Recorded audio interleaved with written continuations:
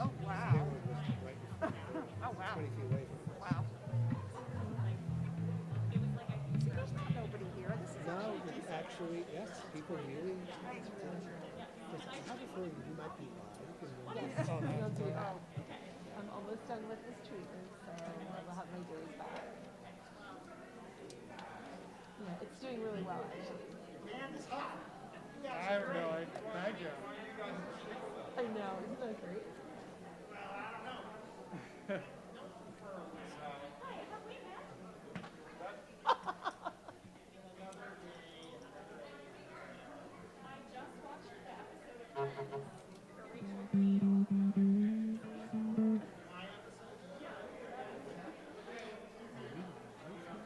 Really? He's in an episode? At, like his ability, really? He's that famous? Yeah.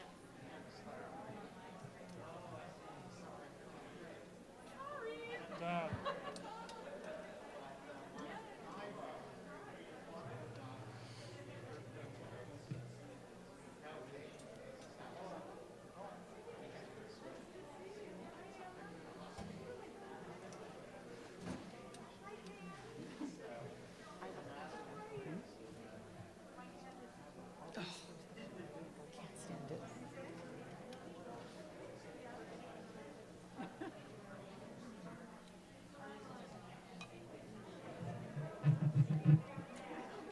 You were her teacher? You knew her? Watch out behind you.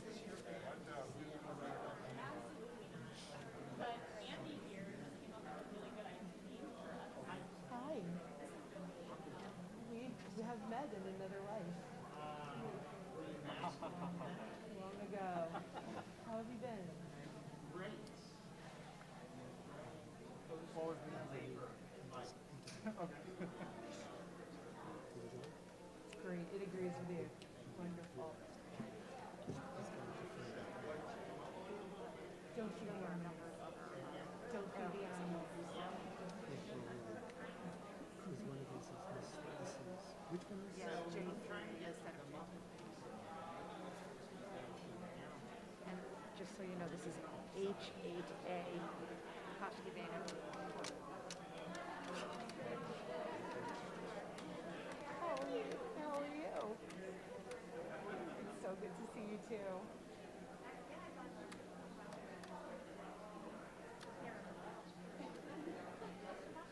Shabbat Shalom.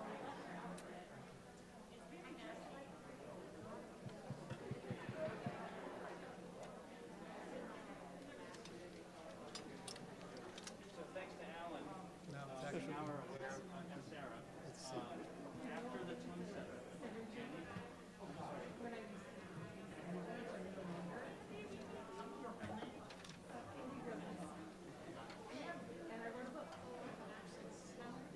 we're going from 47 to the end. What? The second time. Okay. I'll lead it in, but Okay. after The second time. With- After with the. no, what? No, we'll have to do it. we are.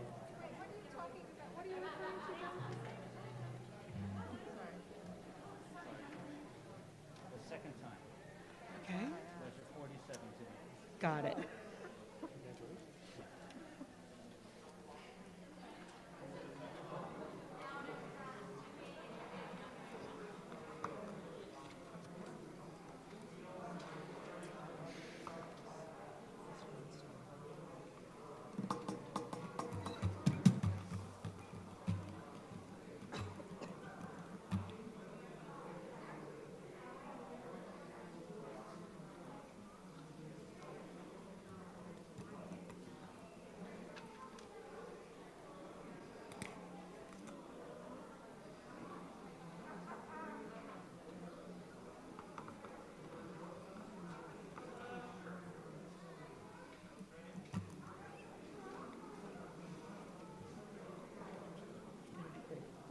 I love you. Don't worry. It's going to be amazing.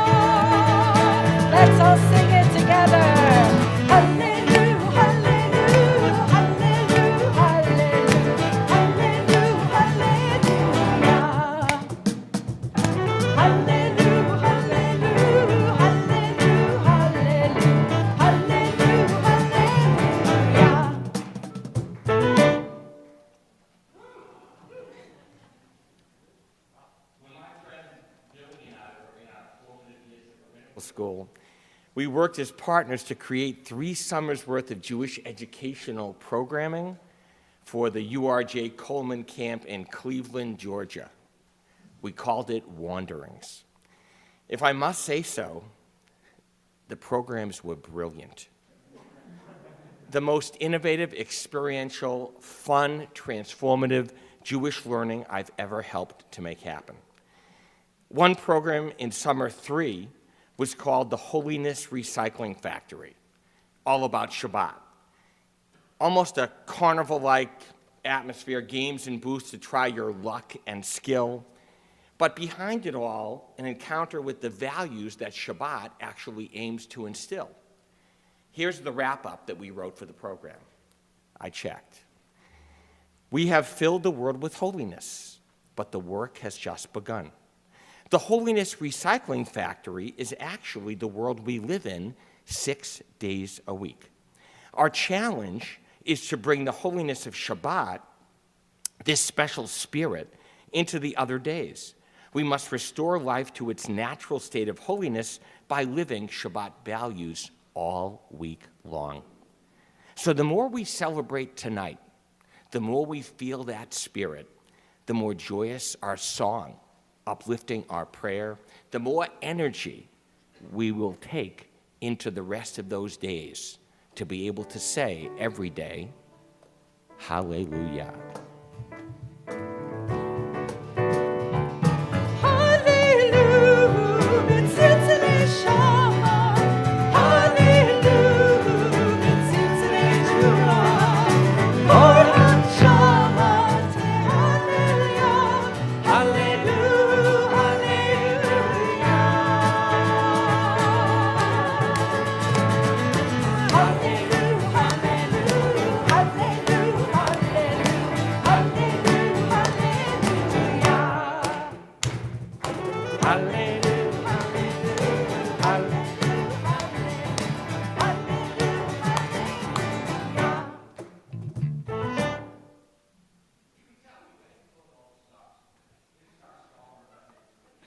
And you'll hear more about our special teacher a little bit later on. But the spirit is there. We can feel it. For those of you viewing at home, gesund. For those of you viewing at home, I'd say there are probably 400 or 500 people in the sanctuary. But it is an awesome gift for everybody to be here, the warmth we feel. But of course, we begin Shabbat by kindling light. Wiener girls, come on up here.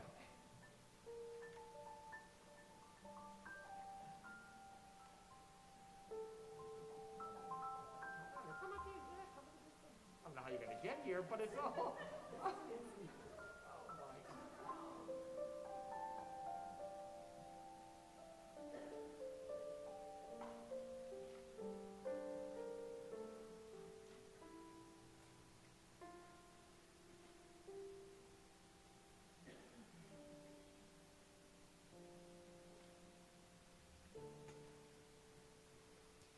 Baruch atah Adonai, Eloheinu melech haolam,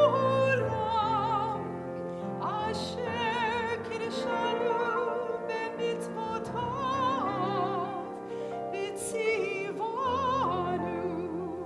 lehalik ner shel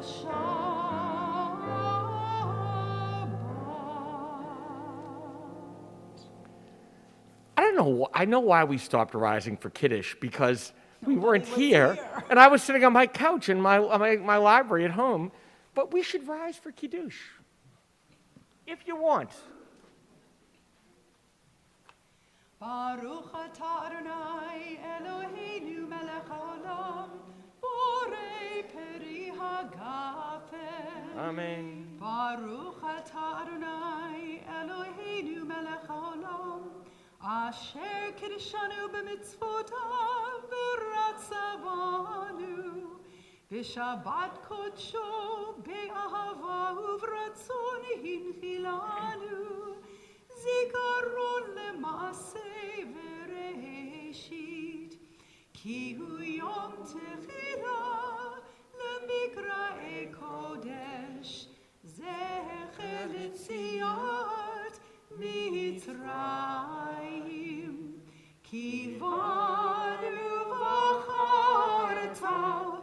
אותנו קידשת מכל העמים, ושבת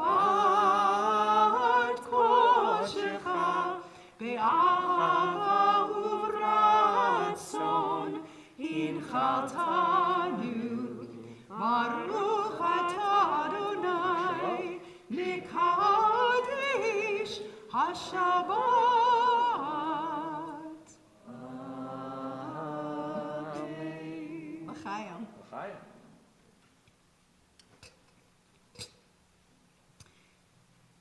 Oh, look, they're just taking a seat on their own. That's They very good. remember. Memory recall.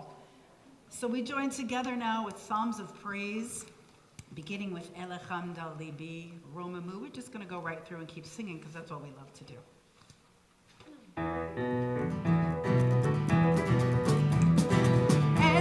Elechamda Libi, Elechamda Libi.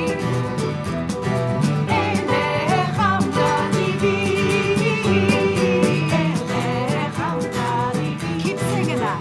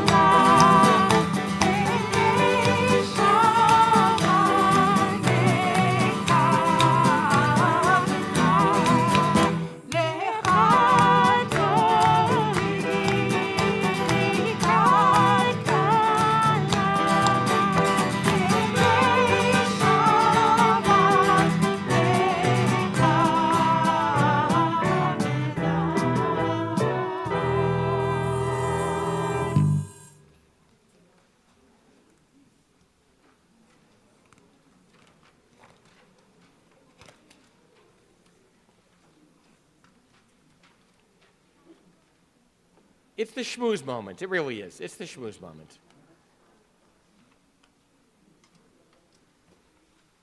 At the Seder, we open our doors at halach ma'anya, let all who are hungry come and eat, saying, this is the bread of affliction.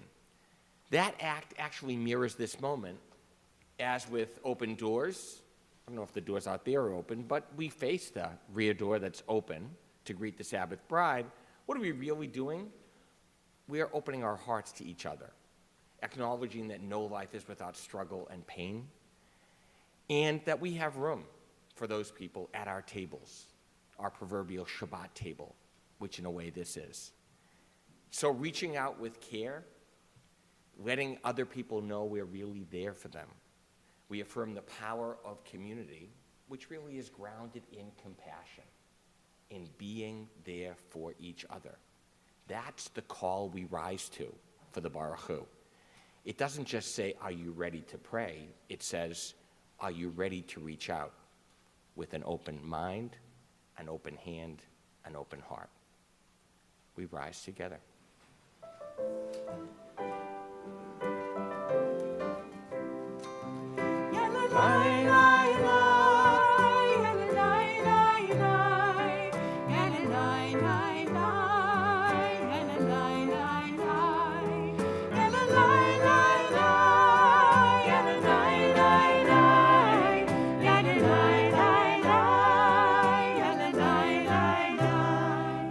Baruch hu et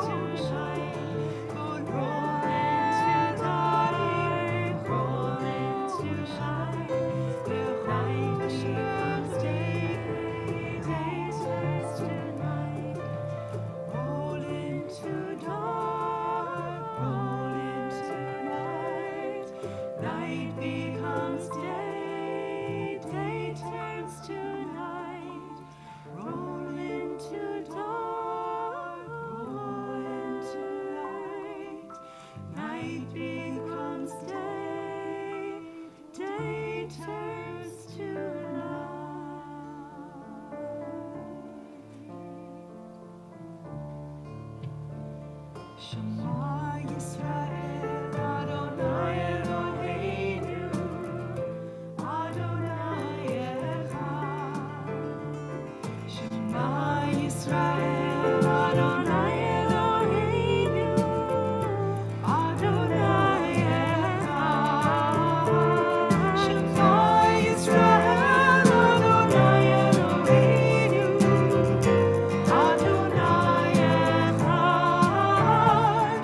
Shema Yisrael, Adonai Eloheinu, Adonai Echad. Baruch Shem Kevod Malchuto, Leolam Vaed. Baruch Shem Kevod Malchuto, Leolam Vaed.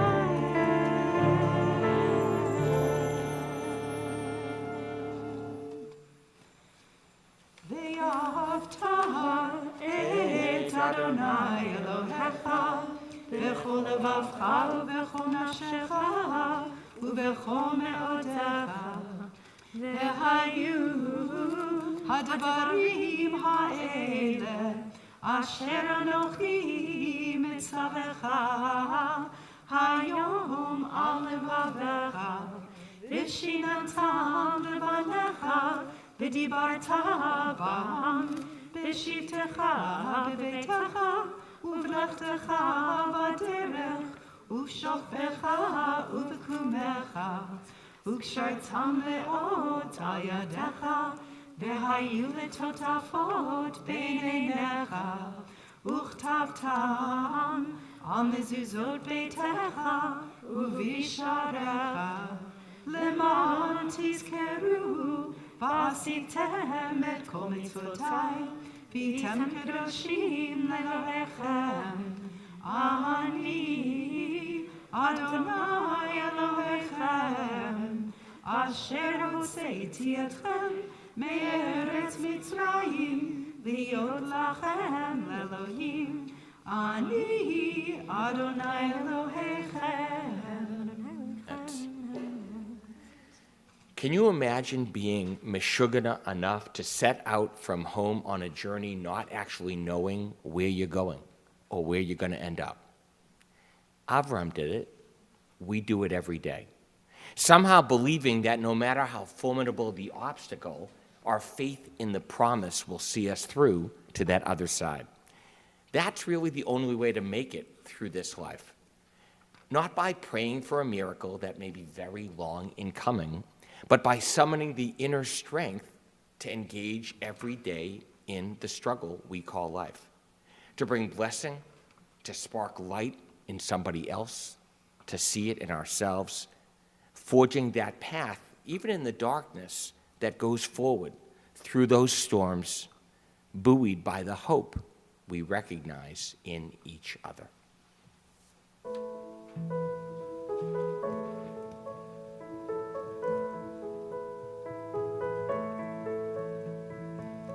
מי כמוך באלים אדוני, מי כמוך נהדר בקודש, נורא תהילות אוסף אלך. מי כמוך באלים אדוני, מי כמוך נהדר בקודש, נורא תהילות אוסף אלך. Who is like you? Who is like you? Who is like you? Adonai. Who is like you?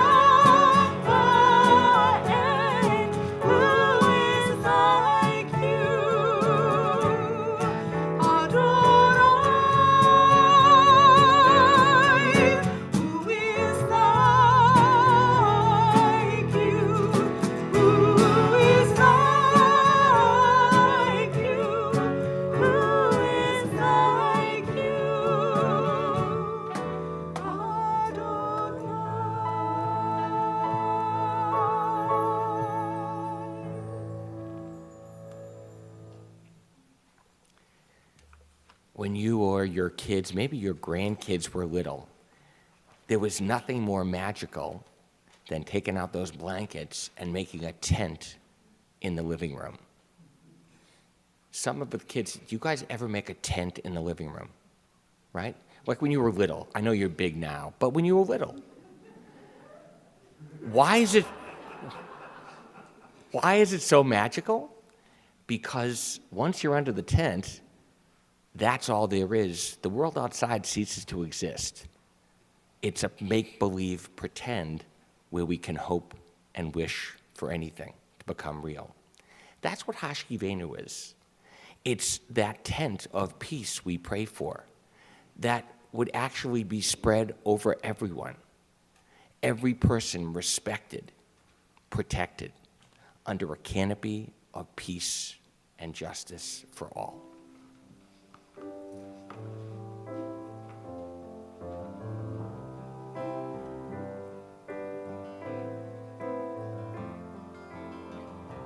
Hashkivenu Adonai, Eloheinu leshalom, v'hamidinu shomreinu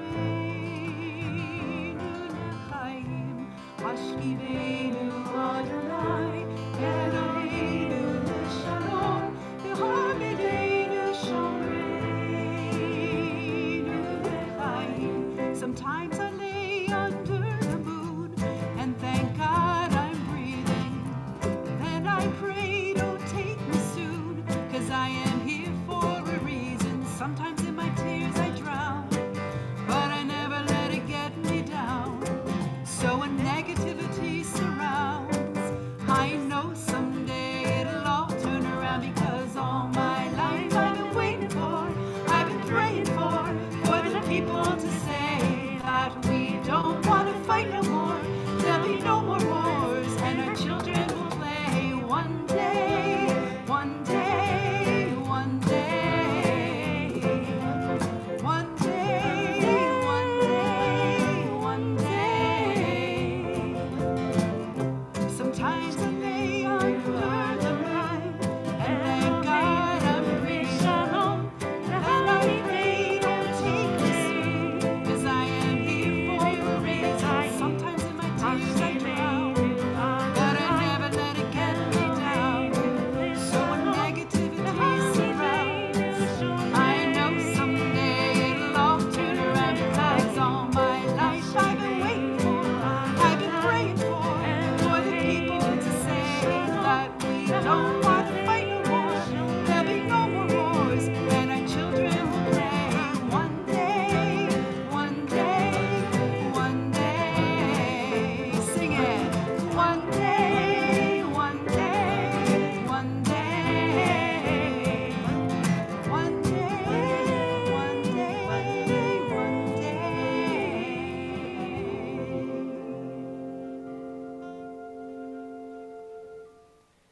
We're about to rise for the tefillah, and what should we have in mind?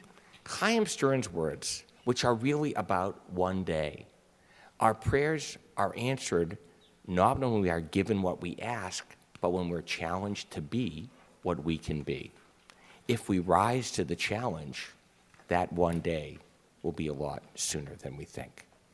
We rise.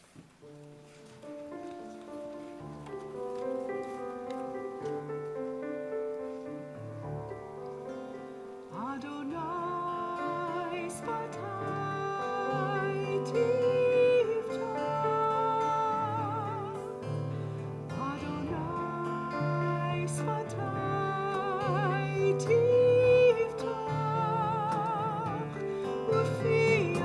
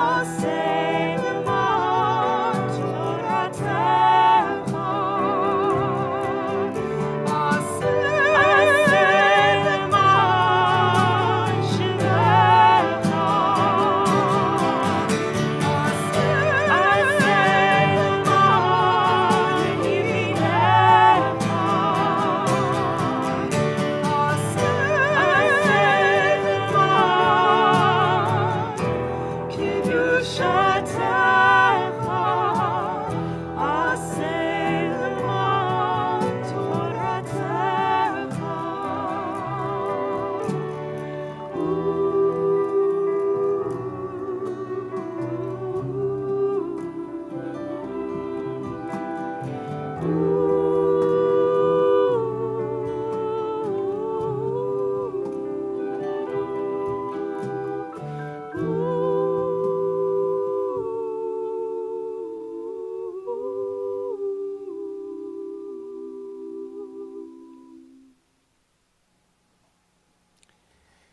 so much brokenness in our world and our lives, our highest hope, our innermost hope is for healing, but we can't get there alone. So as we rise together as a congregation, maybe you'll be connected to somebody if you feel comfortable. You could be close to them if you're in the same house. You can touch, you could connect.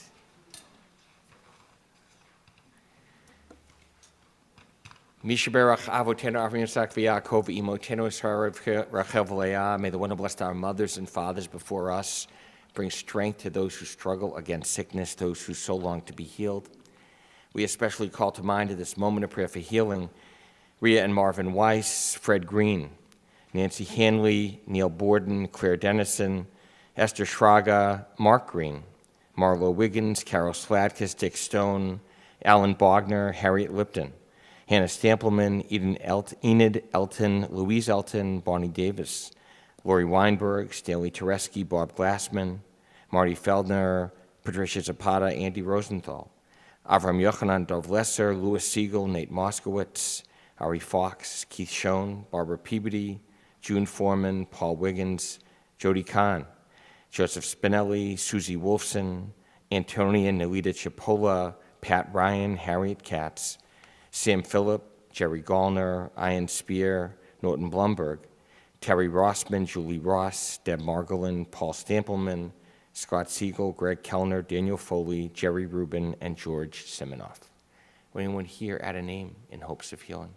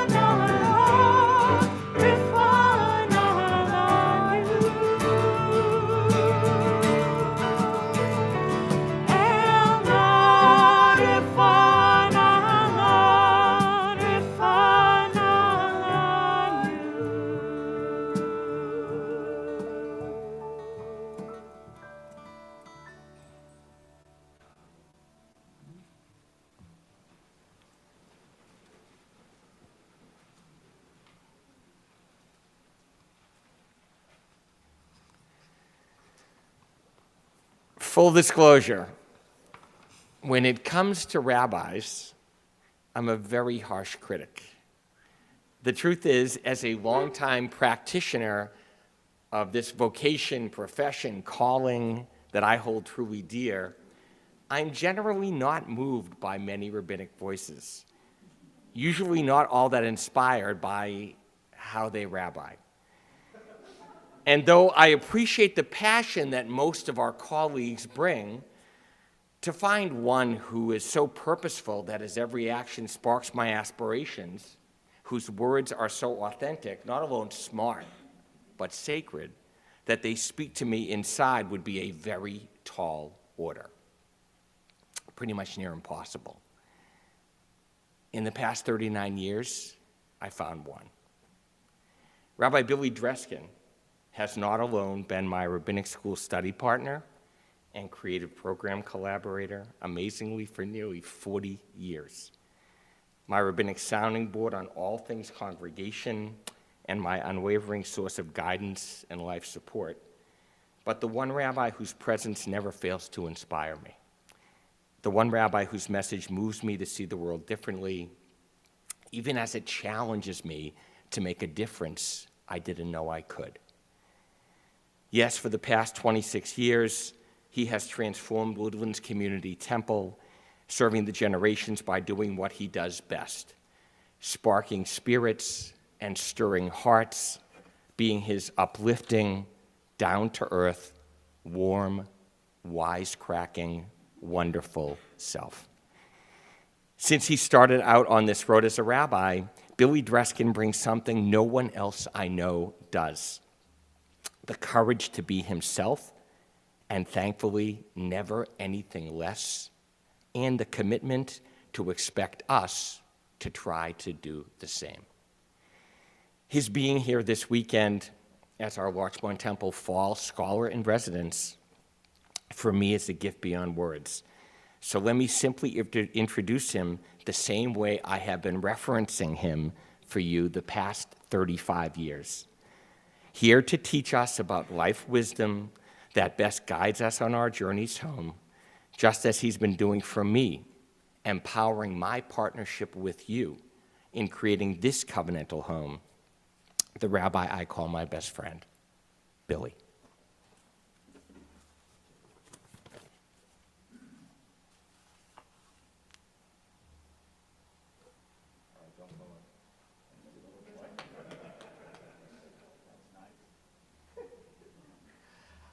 Okay, let's get one thing straight. I can't possibly live up to that.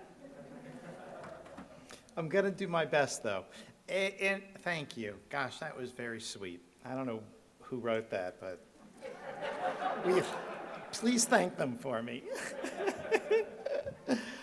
In reference to the aforementioned Camp Coleman and the work that my friend Jeffrey and I did to create the summer curricula there, I was the brains of the operation. And here's how I know I was the brains of the operation. And I'm sure that you, in all of your dealings with Rabbi Jeffrey Serkman, have felt like you're the brains of the operation too, because he just makes you feel that way. But I had this different kind of relationship with him where I would say something, and we worked until like 3 in the morning most nights. It was nuts. Could not be sustained. But we would be there in our little room getting ready for Shiur, the educational program, the next morning for 300 kids waiting for us. And I would come up with an idea, and he would take out his magic marker or his spongerific, which were wide drawing markers, whatever it was, and he would turn it into a cartoon.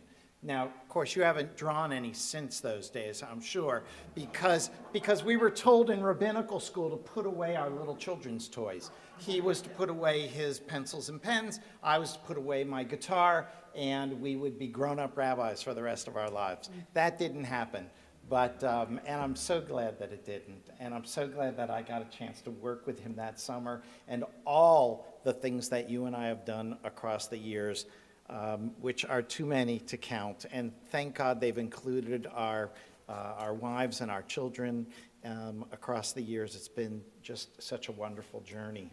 And that's why I'm just so grateful to be here. When I started at Woodlands in 1995, I got there and they said, okay, if your first project is you need a scholar in residence. Now, I don't know if you've ever planned a scholar in residence weekend, but you generally plan it a year in advance or something. You try to find someone. Well, I just gotten there and they said, the date's in a month, who can you get? I said, well, I have this friend, Jeffrey. And so in my first year, I brought him as our scholar in residence. And I will tell you this, as much as we've been friends through the years, I have also been his student. I have been his rabbinic intern. All these years, I feel like I'm just about ready for prime time, which means it's really good that now you've invited me over so I can show you what it's like to have been Rabbi Jeffrey Serkman's student for 40 years and trying to become the kind of rabbi, yes, that he would be proud of, but that I would be proud of because I'm so proud to know him and to know that you have him and to experience the kind of rabbi that he brings to this world and to Larchmont Temple. So thank you, Uncle Jeffrey. Cantor Sher, so great to be here in your congregation and all of you. I'm looking forward to this really wonderful weekend with you. And now to what I prepared. Rabbi Avraham Yehoshua Heschel of Apt, Poland, who was more familiarly known as the Apter Rebbe, was one of the foremost proponents of 19th century Hasidic Judaism. There are a great many stories about the Apter Rebbe. One about how as a young man living in the town of Kolbashov, he was studying late one afternoon when he heard a carriage stop just outside his home. He left his room and he found two men exiting the carriage. He offered some pastries and a sweet liqueur, and then Avraham Yehoshua Heschel returned to his books while his guests sat and talked to each other.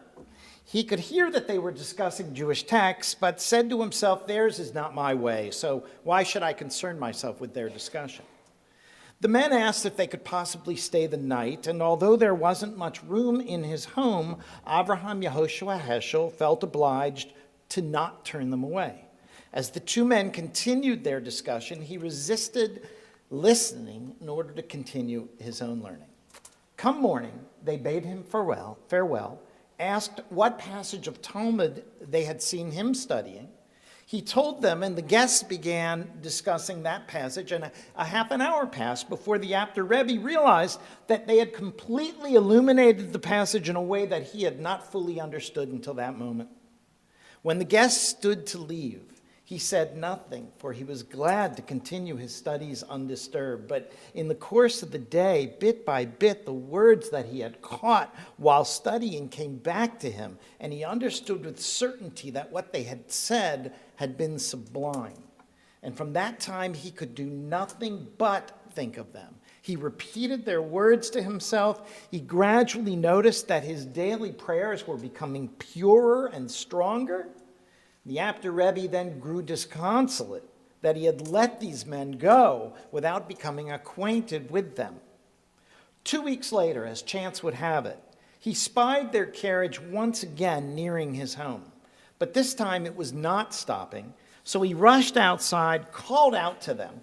The carriage came to a halt. The men unceremoniously returned his greeting, telling him that they were rushing to reach the next village. He insisted that they stay and rest and have a bite to eat.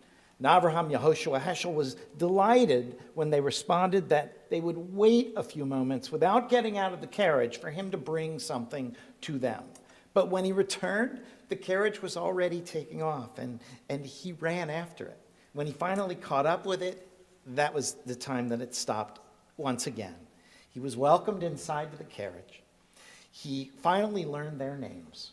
One of them was Rabbi Levi Yitzchak of Berdichev, and the other was Rabbi Moshe Leib of Sasov, two of the greatest spiritual leaders in late 18th century Ukraine.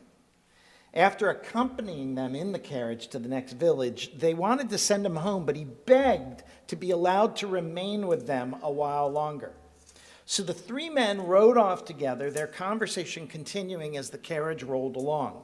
Hours slipped by, And when Avram, Yehoshua, Heschel finally felt their ride come to a stop, he found that they were in Lysensk, at the home of Rabbi Elimelech, another of Hasidism's great rabbis.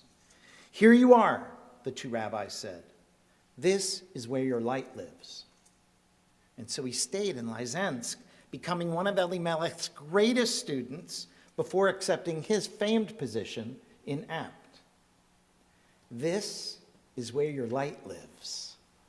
I think often about the meaning of light, a symbolic reference so well known to us in Judaism as the place from which meaning and purpose and purity of heart all emerge. It's also closely associated with the idea of home, Larchmont Temple's learning theme this year, and so it is that it's light on which we will focus this weekend, and hopefully it will really hit home. I lived the first 18 years of my life at 1221 Avon Drive in Cincinnati. I was the youngest of 6, still am.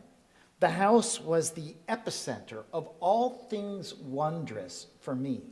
Every day was an adventure as I watched admiringly my 5 elder siblings make their way through the winding paths of adolescence, of teen years, of college, and beyond.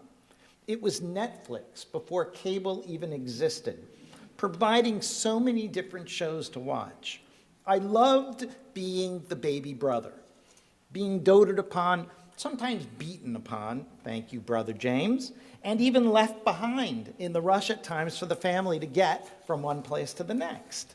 But it was home, and there was no place on earth that I would rather have grown up.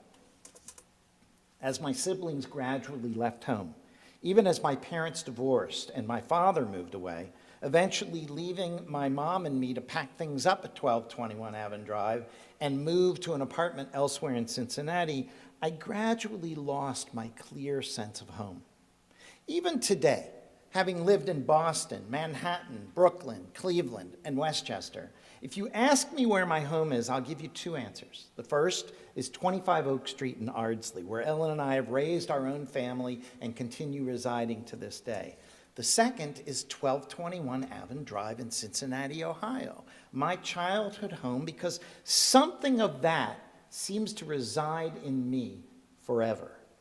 Since the chapter of my childhood concluded, I've loved all of the subsequent places that I've lived and all the people that I've lived with. But that house in Cincinnati will always be a revered repository of sacred memories. There is a Jewish response to this question about home, of course. It's an ideal that is as highly regarded as those childhood memories. You and I have all been taught well to regard humankind as one family, our family. The Midrash teaches that we're all descended from Adam and Eve, that we are all their children, that we are all brothers and sisters. Driving home, our traditions point that no one person is born any greater than another. We are one family, and the whole world is our shared home. Of course, home does not necessarily mean harmony. I may have idealized 1221 Avon Drive a bit. Whatever it was that drove my parents apart also drove us kids into our bedrooms to try and escape the evening shouting matches that we had to endure, and it became hard work keeping the 8 of us under one roof. Ultimately, we scattered across the United States, keeping in touch and enjoying occasional visits, but never again living under one roof, and usually not even in the same city. Our Torah ancestors teach us a lot about home and family, both of which are critical elements in the 5 books, but neither of which, not home nor family, are presented as being impervious to jealousy and anger. Adam and Eve, they're thrown out of paradise when they broke one of the very few rules that existed in the garden. Don't eat from the tree of knowledge of good and evil. Cain and Abel, they introduced fratricide right there in the first generation of home and family. Abraham doesn't even have a home. His father left their ancestral home in search of something. Abraham thought he found it in the promised land. giving you and me a spiritual home whose claim on us has brought varying degrees of pride, honor, loyalty, embarrassment, and exile. Abraham then upended the new home he had founded by nearly killing his son in service to a God he could not see, and did so without consulting his wife and spiritual partner, Sarah. Tradition teaches us that Abraham's near sacrifice of Isaac didn't kill the boy, but it did kill Sarah. Immediately after that incident, Sarah dies, and we never hear of Abraham and Isaac interacting ever again. Then Isaac's own sons, Jacob and Esau, come into the Torah as the epitome of sibling rivalry, not quite outdoing Cain and Abel, but forever remembered for what broke them apart and little memory for what brought them back together. Jacob sells soup to a starving Esau only in exchange for his birthright. Jacob then hides from his brother Esau for 20 years after stealing Isaac's deathbed blessing from Esau. And even when the brothers finally reconcile, they depart in different directions. We're going to look at this tomorrow morning in Chaver Torah. Each one understanding that the end of hatred does not necessarily result in happily ever after. Noah is the first isolationist, building an ark for what must have taken a year or longer on his front lawn, and never once offered up the suggestion that any of his neighbors do the same. The Tower of Babel, far from being an attempt to take on heaven, always seemed to me like the first Trump Tower, an elegant luxury high-rise built with the same materials, bitumen and mortar, that they had used to waterproof the ark. These folks were building a fortress, but what they'd paid for, and they could afford it, what they'd paid for on the boat on the HMS Tower of Babel was a seat on the Titanic, their selfishness provoking God's wrath and eventual scattering across the earth. All of this is to say that for many of us, home is not the people we grew up with. Even if we love them, we may not be able to tolerate them. So we embark upon a quest to find out where home is. When I was in college, my brother Tommy asked me why I was so passionate about social justice, but spent so little time with our family.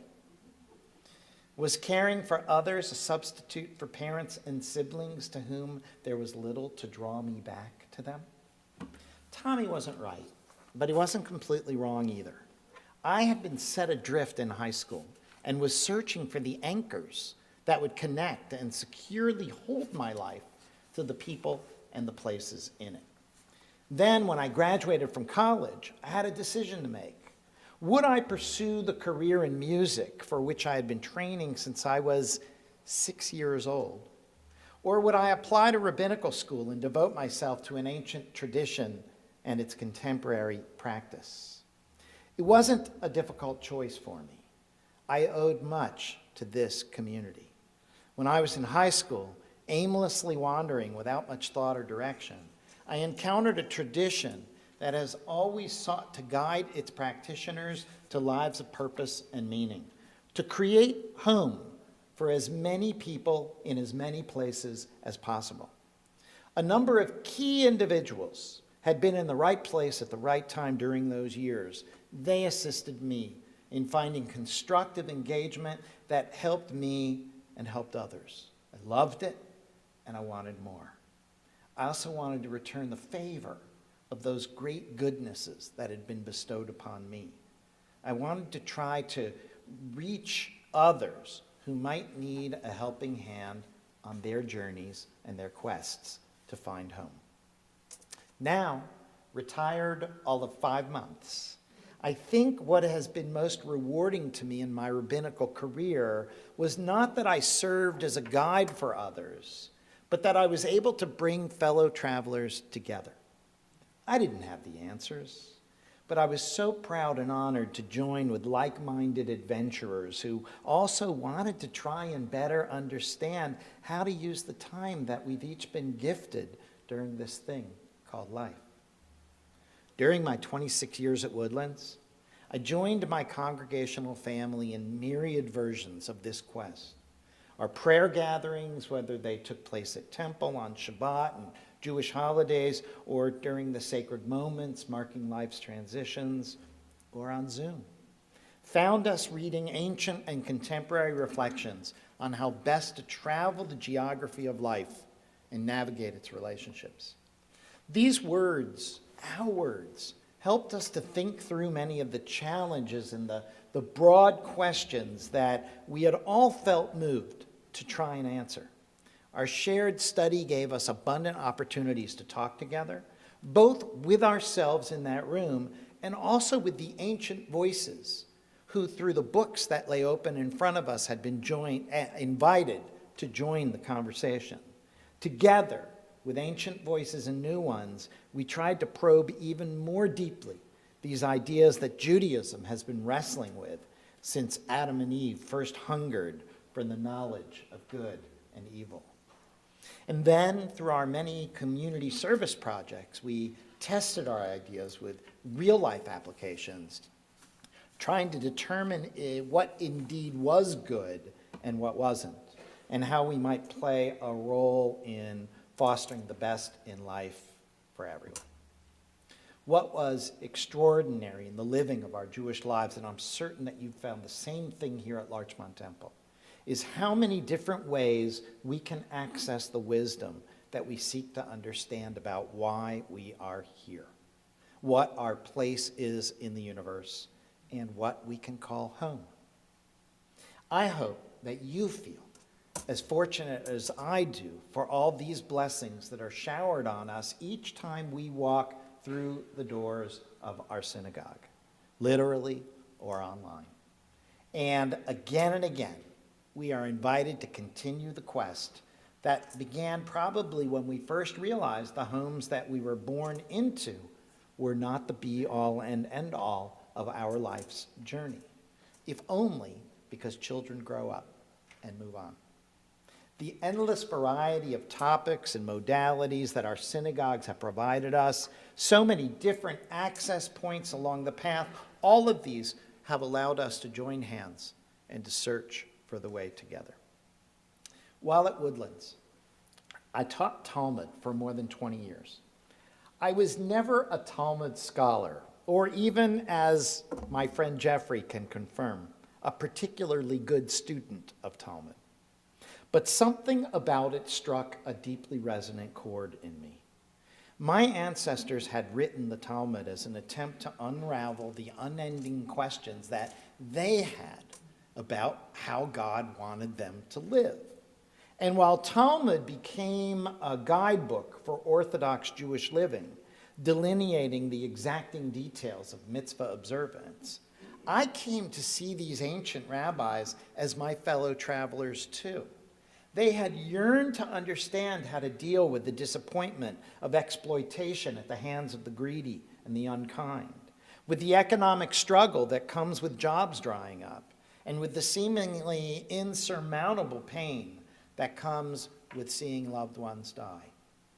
The Talmud, it turns out, is every bit as relevant to Reform Jews who seek knowledge and wisdom, who we might say wish to hear God's commanding voice, but not necessarily in the same way as our Orthodox cousins. One year in my Talmud study group, we studied the laws of losing and finding, reflecting on the Talmud's questions of what constitutes a lost object, what responsibilities we have in finding a lost object's owner, and when it's okay to stop looking for the owner, to consider an object as no longer being lost, but belonging, if we wish, to ourselves. As an example, I brought to me this class an expensive pen that had one day been left in my study, and I shared with the group my month-long attempt to find its owner. I held up this beautiful writing implement, and I explained how now, weeks later, I was feeling comfortable with taking ownership because I'd made an honest effort to find the pen's owner, and that it was now quite likely that the owner had given up hope of ever finding it. That's what they call in Talmud, yeush, giving up the expectation of ever getting it back. When suddenly, from down the hall, About 30 feet away, I hear my cantor's voice shouting, "Hey, where'd you find my pen?" To this day, I don't know if that moment represented success or failure. But it remains one of the clearest and most powerful and wonderful illustrations of the Talmud's effort to sort out life's thorny and not so thorny issues, so that we might live at least with a feeling that we're trying to do what's right. Here's a little modern Talmud for you. Sammy had stolen the rabbi's watch. He didn't feel too good about it, so he decided after a sleepless night to go to the rabbi. "Rabbi, I stole a watch." "But Sammy, that's forbidden. You have to return it immediately." "What should I do?" Sammy asked. "Give it back to the owner," instructed the rabbi. Sammy then said, "Do you want it?" "No," said the rabbi, "I just told you to return it to its owner." "But he doesn't want it," said Sammy. "In that case," concluded the rabbi, "you can keep it." So even if we don't always get there, the energy expended in trying to do what's right seems always, or at least nearly always, worthwhile. It is these efforts, these expended energies that I think give us a feeling of home.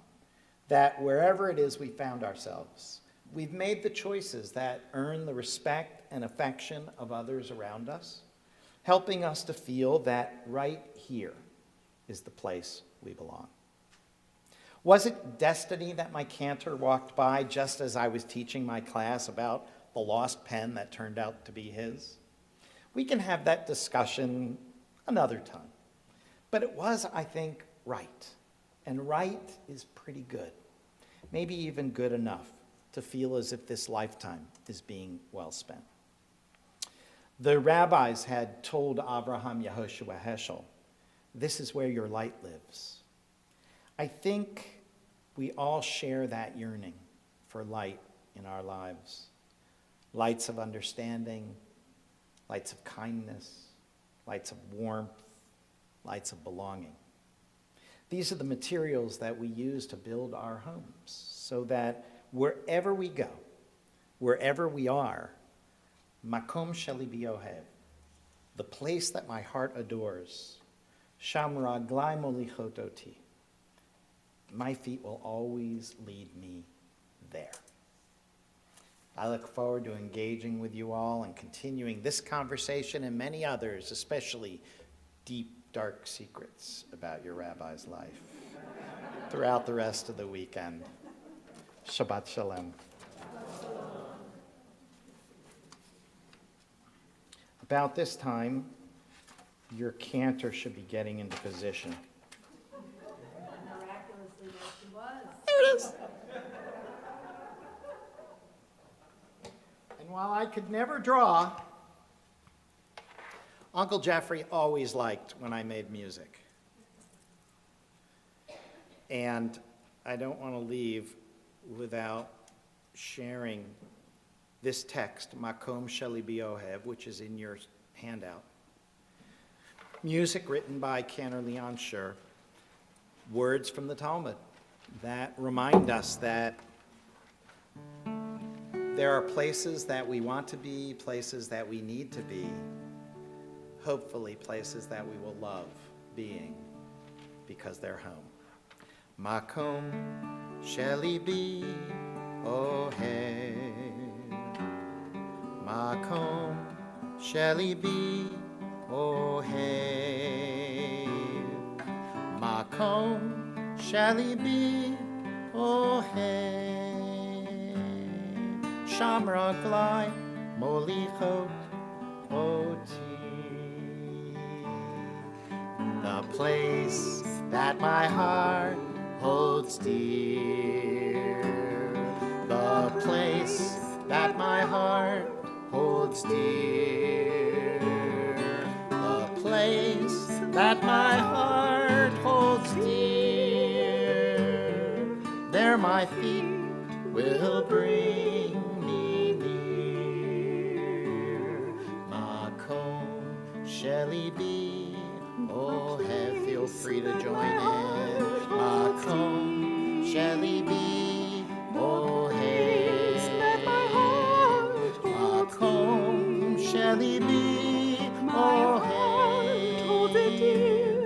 Shamraglai Molicho Oti Makom Shelibi Mohe Makom Shelibi Mohe Makom Shelibi Mohe Shamraglai Molicho Oti Shamraglai Molichot Oti.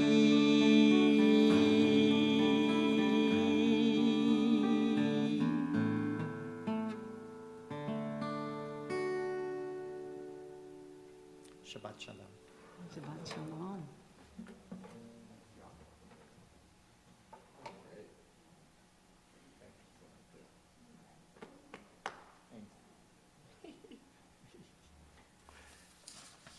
You want to sing it? You know what, I was just singing it, thank you very much. Could anyone hear you? I was singing it right behind my mask, thank you very much.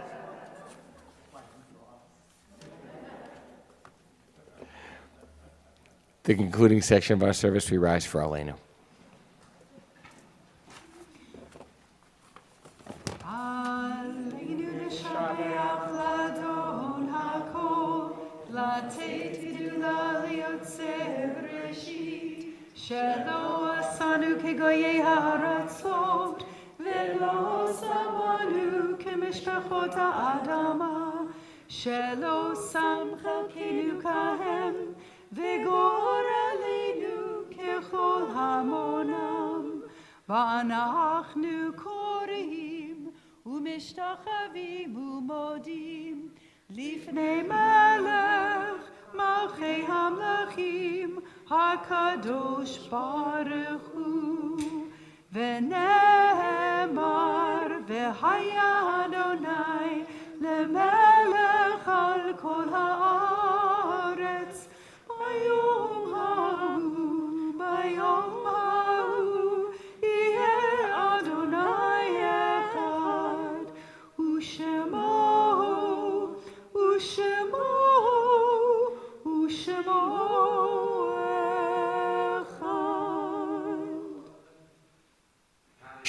Is meant as our moment to continue the conversation, but even more through our yearning, broken-hearted longing to help us feel, or to help us hear again that voice, the voice that is no more in this world, to feel that touch, maybe rekindle a little kindness, to somehow bring that love back to us.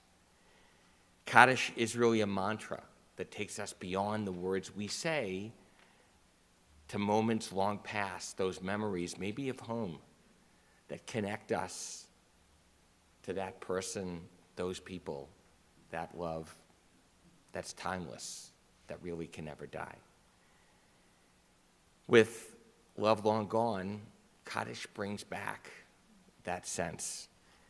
This Shabbat, we remember with love the Yortzites observed of Betsy Jo Rich, Bernice Brooks, Arnold Grebler, Rebecca Abrams, Florence M. Levy, Sarah Mandel, Gertie Schwartzman, Linda Gross, Patty Aaron Ross, Sue Silverstein, Max Ettingen, Milton Schumann, Sheldon Landau, William Horowitz, Joseph Markowitz, Rosalind Force, Nathan Walker, Carrie Sharkazy, Charles Zilberberg, Elliot M. Sanger Jr., Barbara Chapin, Myrna Warenga, Bessie Puro, Robert Charles Friedman, Seymour Evans, Saul Newman, Goldina Taranto, Grace Harris, Saul Gittleman, Charlotte Lowenfeld, Sally Sachs, Mo Gottlieb, Judith Seidman, Boris Rudman, David Fox, Rudolph M. Ashner,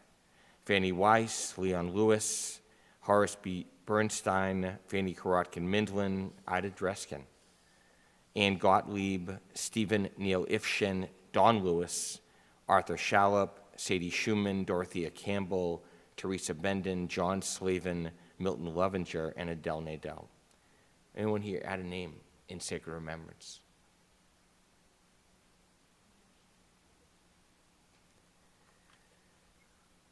To those names, we link those who died in recent weeks, just recent days. Michael Menashe, wife of Cabrini, father of Daniel and Jonathan, and Lawrence Harris Cohen, father of Steve and Phil, father-in-law of Andrea and Sharon, grandfather of Nova, Derek, Charlie, Coral, and Elle, and great-grandfather of Calder, Seeger, and Toby, and brother of Esther, Ruth Cohen Green.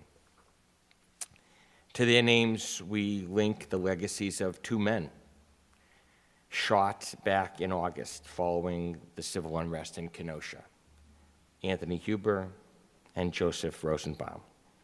May their memories bring the justice we so long for and yearn for all.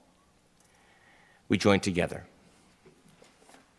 Yit gadal v'yit kadash shemei Rabbah, be'alma divrach hirutei v'yamlich malchutei, b'chayechon v'yomechon, b'chayedechol beit Yisrael, ba'agala v'zman kari v'imru amen, Yehei shmei Rabbah mivorach le'olam olomei olmaya, Yitbarach v'yishtabach v'yitpa'ar v'yitromam v'yitnaseh, v'yithadar v'yitalev v'yithalal, shmei dekucha brichu, le'ela min kol birchata v'shirata, tush bechata v'nechamata, da'amiran be'alma v'imru amen, Yehei shlama Rabbah min shemaya, v'chayim aleinu v'al kol Yisrael, v'imru amen.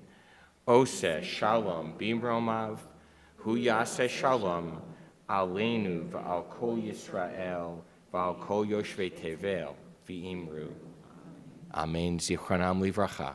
May their memories be for blessing. Amen. You should have a seat.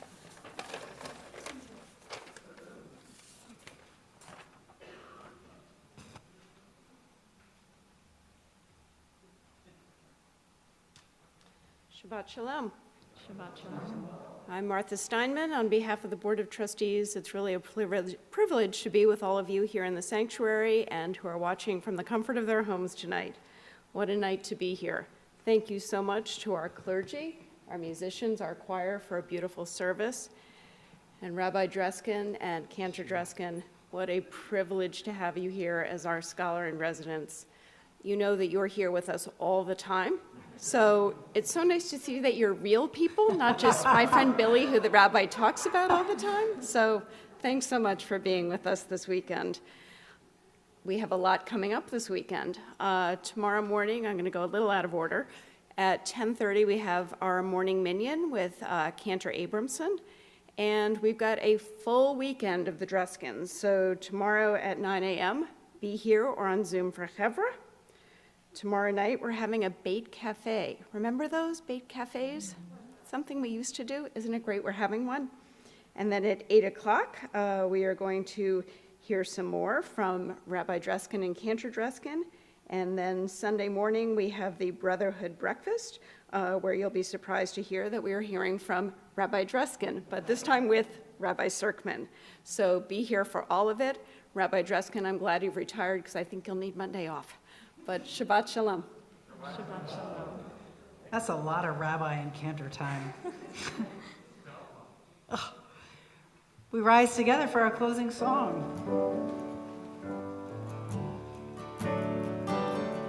Ozi v'zimrat yah, vayli b'yeshua.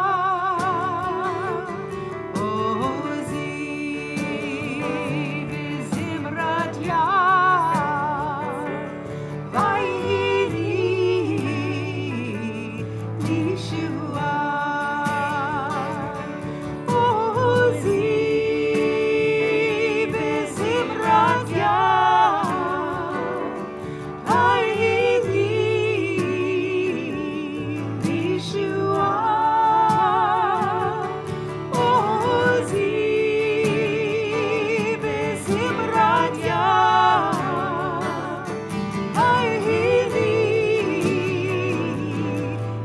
Yeshua. Ozi, Ozi, V'Zimrat Yah, Vayeli, Yeshua. Ozi, Ozi, V'Zimrat Yah, Vayeli, Yeshua.